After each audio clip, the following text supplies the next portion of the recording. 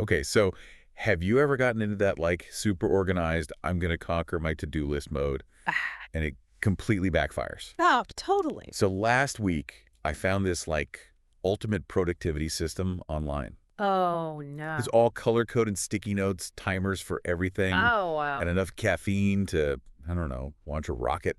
Seems intense. And my spice rack is now, like, impeccably organized. Okay. I even tackled that dreaded junk drawer. Wow, impressive. But, But in all this efficiency, I forgot to pick up my kid from school. oh, no. Not my finest parenting moment. It happens, but this actually illustrates a point. Oh, You're not alone in this struggle with productivity. really? The World Health Organization actually calls burnout an occupational phenomenon now. So it's not just me being, well, me. Nope.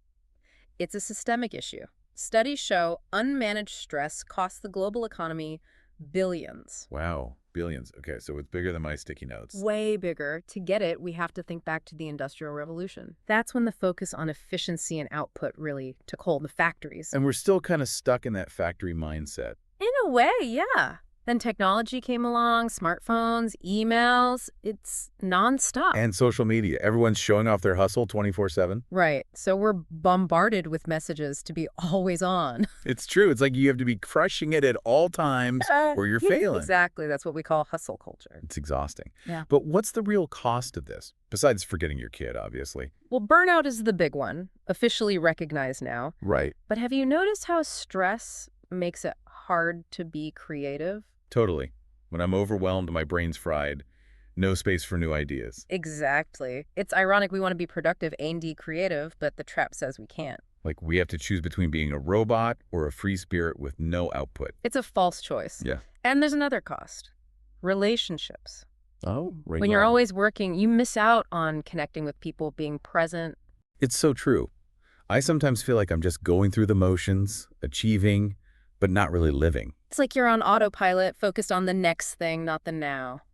So is there a way out of this? We can't just stop being productive altogether. No, but we can redefine what it means to be productive. How so? What if instead of doing more, we focused on what truly matters? I like the sound of that. It's about purpose-driven productivity. Okay, that sounds way better than my sticky note disaster last week. It means aligning your actions with your values, your goals. So knowing why you're doing something, not just checking it off a list. Exactly. It's a much more sustainable and fulfilling approach. Okay, I'm on board.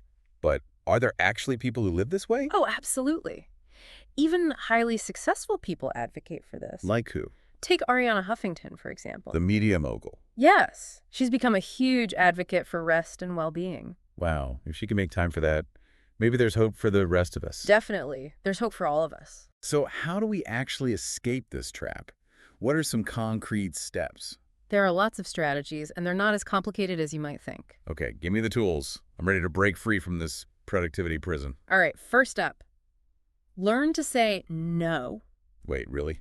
Just no? It's harder than it sounds, but it's about protecting your time, your energy. Okay, so no can actually be productive. Absolutely. And when you do say yes, make sure it aligns with your goals. That makes sense. How about those SMART goals everyone talks about? Oh, yes. SMART goals. Honestly, it always seemed like corporate jargon to me. I get it, but it's actually helpful when broken down. Okay, break it down for me. So SMART stands for specific, measurable, achievable, relevant, and time-bound. Okay, so instead of be more productive, it's more like, Finish 3 chapters of my book by next month. got it. That's way more concrete, less overwhelming. Exactly. Now here's another one. Mindfulness techniques. Wait, you're not going to tell me to become a Zen master, are you? No, no, no. You don't need to be a meditation guru. Okay, good, because Even 5 minutes of focused breathing can make a difference. 5 minutes, I can handle that. See? And then there's cultivating a growth mindset. Okay, what's that? It's about seeing challenges as opportunities to learn, not as setbacks. So, like, my kid pickup fiasco becomes a learning experience. Exactly. It's about perspective, embracing those setbacks as part of the journey. Okay, I like that. Mhm. And it's good to know I'm not alone in this fight. You're definitely not alone. Talk to friends, family, colleagues. Right, share this struggle. Support each other. But what about our employers? Do they have a role in this, or are we on our own? Oh, they have a huge role. They need to create environments that support well-being. Okay, so it's not all on us. Definitely not. Burned out employees aren't good for anyone. So what does a supportive workplace look like? Flexible work arrangements are a big one. Right, makes sense. Studies show it reduces burnout and increases job satisfaction. Good for employees, good for the company. Win-win. And then there's normalizing conversations about mental health. Yeah, that's important. Having resources, programs, creating a culture where people can talk openly. So we feel supported, not judged. Exactly. And then there's the big one, rewarding outcomes, not just hours. Yes. That'd be amazing. Instead of focusing on how long you're at your desk. Focus on what you actually achieve. Exactly. Quality over quantity. I love that. Yeah. Okay, so we've covered a lot, but where does this all leave us? It brings us to a fundamental question. If success isn't just about output, how do you define it? That's a big question. It is. It's easy to get lost in the daily grind and lose sight of what truly matters. But deep down, we all know there's more to life than just being productive. Exactly. It's about understanding your values, setting boundaries, and prioritizing what brings you joy. This has been so insightful. I think our listeners are going to have a lot to think about. I hope so.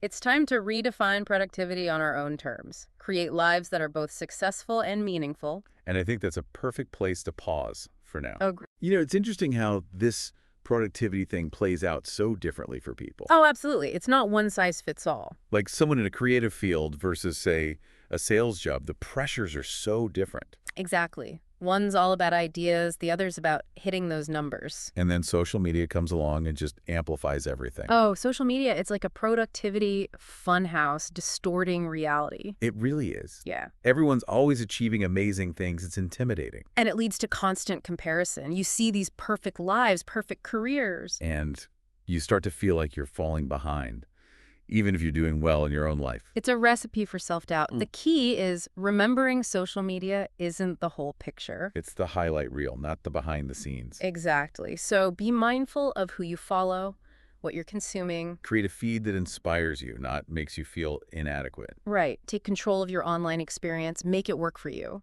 We've talked a lot about individual strategies, but what about the bigger picture, like organizations? Organizations have a huge impact. They set the tone for how we view productivity. So what would a truly supportive workplace look like in terms of this trap? It starts with leadership that actually prioritizes well-being. Okay, leading by example. Encouraging open conversations about stress, burnout, without judgment. Creating that safe space, to be honest. Exactly. And then translating those values into policies. Like the flexible work arrangements we mentioned. Yes. Access to mental health resources, generous time off. And rewarding actual results, not just how many hours you're at your desk. That's a big one. Focusing on quality, not quantity. It's about recognizing that our well-being is connected to our work, not separate from it. Absolutely. It's all interconnected, our individual habits, the workplace, even societal norms. It's a complex system. But it sounds like we have more power than we realize. We do. We can challenge the status quo, push for change, redefine what success means. Create a future where it's not just about output, but about living well, finding meaning. Exactly. It starts with awareness, then action, both individually and collectively. So as we wrap up this part of the conversation, any key takeaways for our listeners? You're not alone in this. The productivity trap is widespread. It's okay to struggle. It's so validating to hear that. And remember, you have the power to redefine what productivity means for you. Not letting it be dictated by external pressures. Exactly.